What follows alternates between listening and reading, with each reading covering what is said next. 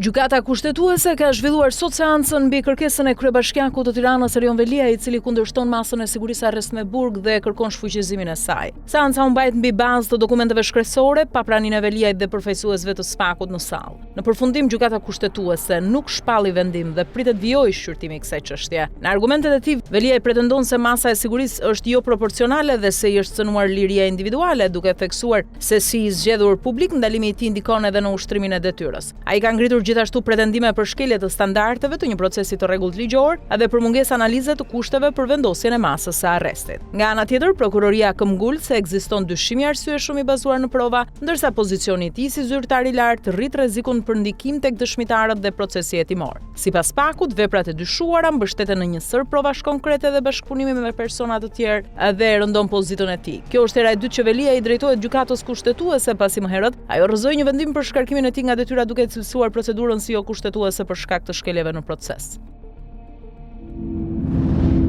Drejtori i përgjithshëm i Policisë së Shtetit Skënder Hita ka zhvilluar një takim me strukturat e Komisariatit të Policisë Sarand, ku në fokus ishte rritja e sigurisë publike, forcimi i zbatimit të ligjit dhe përmirësimi i reagimit policor në nivel vendor. Takimi vjen pas disa operacioneve të fundit në Sarand, ku janë arrestuar efektiv policie të dyshuar për përfshirje në paligjshmëri, përfshi raste të ndërtimit pa leje dhe shpërdorimit të detyrës. Gjatë takimit Hita kërkoi reflektim të menjëhershëm nga strukturat vendore dhe rikthim të besimit të qytetarëve te policia, duke theksuar nevojën për patrullime më të shpeshta dhe reagim më të shpejt në terren. Ai kërkoi gjithashtu rritje të rolit të forcës të posaçme shqiponja në goditjen e elementëve kriminal dhe rritjen e sigurisë në qytet. Po ashtu ai dha porosi të veçanta për policinë kufitare në prag të sezonit turistik, duke kërkuar intensifikim të kontrolleve në kufi dhe monitorim të mjeteve lundruese, si edhe goditje të trafiqeve dhe paligjshmërive. Në përfundim, Hita theksoi se çdo bashkëpunim me grupet kriminale do të përballet me ndëshkim ligjor dhe largim nga radhët e policisë, ndërsa kërkoi angazhim maksimal për garantimin e rendit dhe sigurisë gjatë sezonit turistik. Shefi i Policisë së Romës, Roberto Masucchi, ka paralajmëruar para Komisionit Parlamentar Antimafia se kriminaliteti i organizuar në kryeqytet nuk funksionon më sipas përplasjeve mes bandave, por përmes një modeli bashkëjetese dhe ndarjeje territoriale me qëllim maksimizimin e fitimeve. Sipas tij, grupet kriminale në Rom kanë krijuar një lloj respekti territorial, ku zonat e influencës ndahen në mënyrë të heshtur për të shmangur konfliktet armatosura dhe për të garantuar stabilitet në aktivitetet e paligjshme, kryesisht trafikun e drogës dhe pastrimin e parave. Masucchi veçoi disa zona të Romës si qendra të rëndësishme të shpërndarjes së narkotikëve, duke përmendur Tor Beja Monaca, Quarticciolo dhe San Basilio, ndërsa theksoi se kërkesa për drogë mbetet në rritje të vazhdueshme. Ai tha se në këto rrjete kriminale kanë rol të rëndësishëm edhe grupe shqiptare, të cilat sipas tij bashkëpunojnë me organizata mafioze italiane për trafikun e kokainës. Në analizën e tij ai ngriti gjithashtu shqetësimin për infiltrimin e parave të krimit në ekonominë legale, përmes asaj që e quajti mafia e biznesit, ku fitimet nga droga dhe aktivitetet kriminale pastrohen përmes kompanive dhe investimeve të ndryshme përfshirë sektorin e ndërtimit. Shefi i policisë italiane theksoi se goditja financiare mbetet një nga mjetet më efektive kundër mafias,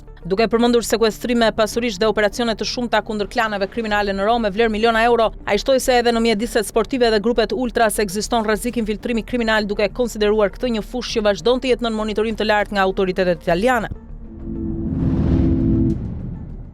Në burgun e Vlorës janë zhvilluar kontrolle të befasishme, ku në katin e dytë ambienteve të brendshme është gjetur dhe sekuestruar një celular i tipit iPhone, i fshehur brenda një dysheku. Për rastin janë kryer procedura përkatëse dhe është mbajtur proces verbal për sekuestrimin e sendit të ndaluar, ndërsa drejtoria e përgjithshme e burgjeve ka theksuar vijimin e kontrolleve për rritjen e sigurisë në institucionet penitenciare. Ndërkohë, pak ditë më parë në burgun e Durrësit u gjet një tjetër telefon i dyshuar si iPhone 17 Pro Max në qelinë e Klevis Hoxhosmani. Sipas hetimeve, telefoni është zbuluar pas përgjimeve të Byros Kombëtare të Hetimit me pajisjen Keqër, që çojnë në ndërhyrjen e menjëhershme të autoriteteve të burgjeve.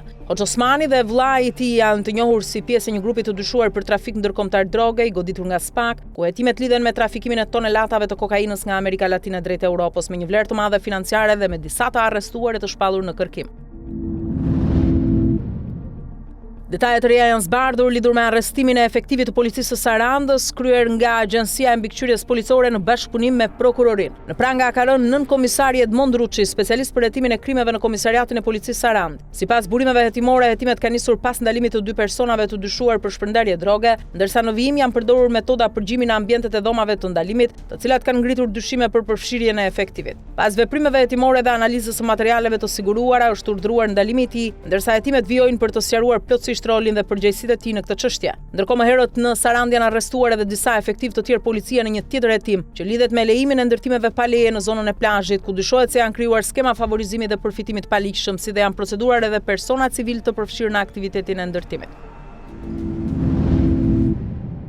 Një 29 vjeçar shqiptar i konsideruar me rrezikshmëri të lartë është arrestuar në Barcelonë nga autoritetet spanjolle, pasi kërkoi nga Franca për trafik droge dhe pjesëmarrje në organizatë kriminale. Sipas mediave të huaja, gjatë kontrollit i është gjetur një pistolet e mbushur me municion dhe e gatshme për përdorim, si edhe dokumente të falsifikuara me identitete të ndryshme. Ndaj tij ishin lëshuar 2 urdhër arreste europian nga autoritetet franceze, ndërsa rezultonte në kërkim edhe nga një gjykatë në Barcelonë për vjedhje automjetesh. Arrestimi është kryer pas ndjekjes nga agentët e gardës civile spanjolle, të cilët ndërhyjnë për ta neutralizuar. Gjatë kontrollit janë sekuestruar arma e tipit Makarov, dokumente false me shtetësi greke dhe një shumë parashkesh. Pas ndalimit, ai është paraqitur para gjykatës së Barcelonës.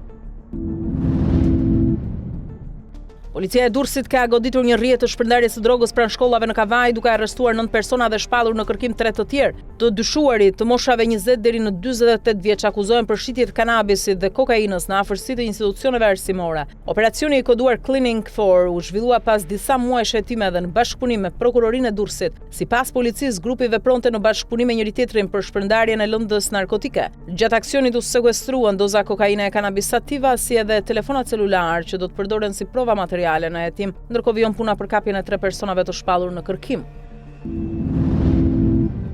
Një aksident i rëndë është regjistruar gjatë natës në aksin Thuman-Laç, ku 2 automjete janë përplasur me njëra tjetrën me forcë të madhe, duke shkaktuar një viktim. Si pasojë e përplasjes, një person ka humbur jetën në vendngjarje, ndërsa 4 të tjerë kanë mbetur të plagosur. Të lënduarit janë transportuar menjëherë drejt spitalit, ku mësohet se ndodhen jashtë rrezikut për jetën. Menjëherë pas ngjarjes në vendin e aksidentit kanë mbërritur forcat e policisë dhe grupi hetimor, të cilët kanë nisur punën për të zbardhur shkaqet dhe rrethanat e plota që çuan në këtë aksident tragjik në këtë segment rrugor. Gjykata e Durrësit ka lënë në burg 44 vjeçarin Rezar Tabaza, i arrestuar pasi në gjendje të dehur përplasi automjetin e policisë gjatë tentativës për t'u larguar. Ngjarja ndodhi mbrëmjen e së shtunës në zonën e Ish-Kënetës në Durrës. Sipas avokatit, Tabaza është përsëritësi së një të vepër penale, pasi edhe 2 muaj më parë ishte kapur në shkelje dhe ndaj tij ishte vendosur masa detyrim paraqitje. Në seancë 44 vjeçari e ka pranuar ngjarjen dhe ka shfaqur pendes. Prokuroria dyshon se ai ka kryer disa vepra penale me styre kundërshtim me dhunë të policisë, shkelje të rregullave të qarkullimit dhe drejtim mjeti në gjendje të dehur. Sipas avokatit, niveli i alkoolit në gjak ishte 1.4, çka konsiderohet shumë i lartë. Policia ishte njoftuar nga banorët për një automjet që lëvizte me shpejtësi dhe në mënyrë të rrezikshme në lagjen 17. Gjatë ndjekjes, Tabaza dyshohet se ka lëvizur makinën mbrapsht dhe ka goditur automjetin e efektivëve në përpjekje për t'u arratisur.